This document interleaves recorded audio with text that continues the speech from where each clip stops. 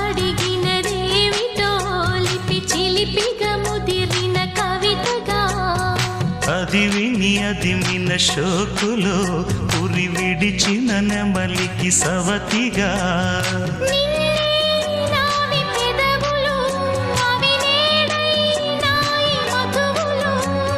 రెండు నాయి తనువులు అవి రేపవ్వాలి మనువులు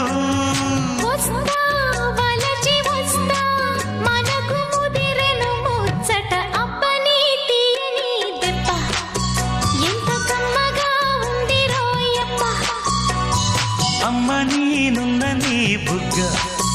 ఎంత లేతగా ఉన్నదే మొగ్గ పురుషుల్లో